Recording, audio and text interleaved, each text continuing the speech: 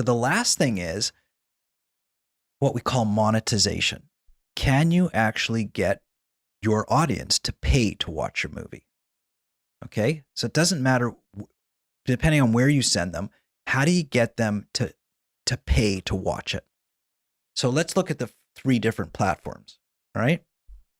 Platform number 1, transactional video on demand, where that is a payment. It's a transaction. So basically you're saying to them, hey, if you want to watch my movie on Google Play or whatever transactional platform, you need to pay $4.99 to download it and stream it at your leisure. To rent it.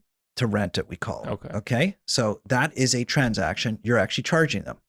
Now, the platform will take some of that money. You'll get some of that money. There'll be in between steps that cost you money. But basically, a consumer is saying, I'm willing to pay that amount of money because I think it's good value and I want to watch this movie. Switch gears, subscription video on demand. In order to monetize the subscription company, i.e. Netflix, charges a monthly fee. And in order to get their programming, they pay the content creator a fee, or either a percentage, but it's not the case, a flat fee to license their product so that they can put it on that platform. So in that model, the monetization is Netflix will license the movie from me to put it on their platform, and people will pay Netflix to watch it, and I'll get a fee.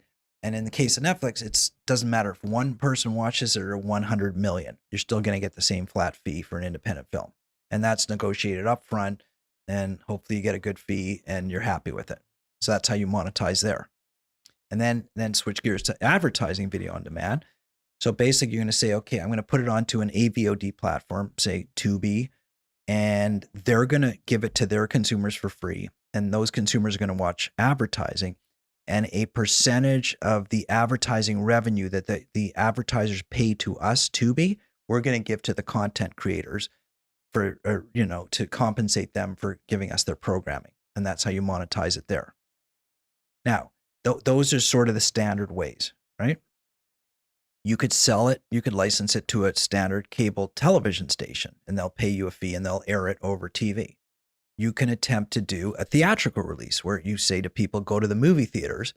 Chances are for an indie film, you're not going to do that. It's too expensive, but a lot of movies still do that, right? And hopefully that'll come back. I'd like to see that come back in a big way. And then the last thing, there's lots of other ways, but the other major way is basically you could say to consumers, there's all of these new, and you don't know about any of them, okay, because you're not a filmmaker. There's all these new, what we call OTT platforms, over the top digital streaming platforms that indie producers can use to air their movies and draw audiences to them. So I'll give you one. Is called Vimeo On Demand. Yeah, I've heard of Vimeo. Okay, so Vimeo is like a professional video transfer site that a lot of creative people use. And they created a platform where content creators can put their movies up, and you can transact with the public. They create an account and they come and they rent your video. It's basically a transactional streaming platform. That's what it is. All right. So it is TVOD. But and this is innovative, but a content creator can also do that themselves. They can go on and create a website with a paywall and say to the audience, hey, do you want to watch my movie? Come to my website and transact with me directly. And you don't have to go through an OTT platform. So there's various styles of that. Now, it's very hard to do that. It's hard to create awareness, hard to get people to trust your platform, hard to build the platform, hard to do all this kind of stuff. But this is all evolving.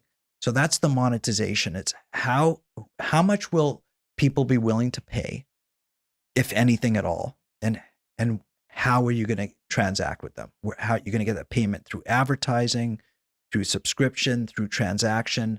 That's the monetization. Now, the problem with indie films is, in terms of that, is an indie film that nobody knows about, that is relatively small budget, that has no A-list actors, that, is maybe a really good film, but not a big film, is competing against $100 million Marvel films for people's attention. And for your viewing dollar, what are you going to buy? So the real challenge for indie films is not that they're not good. It's just relative to the big studio product and the big streaming platform product, it's not competitive enough because people have limited funds and want to deploy their resources to what they feel is the most entertaining. So it's hard to convince a consumer to say, "Hey, watch my movie for $4.99 as opposed to watch that $100 million Marvel movie." For $4.99. Or on Netflix for Okay. $12 a month and get all of it. Yeah. That's what you're competing against. So that's where digital streaming is fantastic in terms of being able to connect to the audience, worldwide audience. We could never have done that years ago. Now we have the ability to connect to them. The problem is we're competing with everybody as indie filmmakers. We're competing with all the programming in the world, the greatest levels of programming, and it's hard to compete. It's really hard to compete with the level of product that we have. We're doing our best. We're making really good product, but we're not dealing with the kind of budgets and resources that the big product content makers are making. So that's where the challenge comes in. And that's why the monetization part of this equation.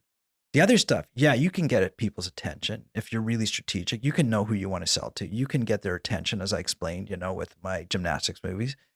You can send them to where you want. It's just, can you get them to pay? Because is the value proposition to them relative to what the other value propositions, does it equate? Are they going to be comfortable transacting with your little indie movie when they can transact with an entire big streaming platform that offers 10 times, 5,000 times the amount of product? That's the challenge. Mm-hmm. But anyways, just to summarize. So the distribution process basically is these 4 steps. It's who's your audience? How do you connect to that audience? Where do you send that audience? And how much do you charge that audience? Okay, that's the theory. Now, there are components which filmmakers are going to want to know about, like for instance, step 3, where do you send them? Like what platform? So the question everybody's going to ask is, okay, let's say I want to send them to Tubi. How do I get my programming on Tubi? How do I get it on Netflix? How do I get it on HBO Max? Which ones should I choose? And once I choose them, how do you actually do it? So that's a big question. So I appreciate it, Jeff. Okay. It's good chatting. Yeah. Thank you. Happy movie making. All right. All right. Thanks.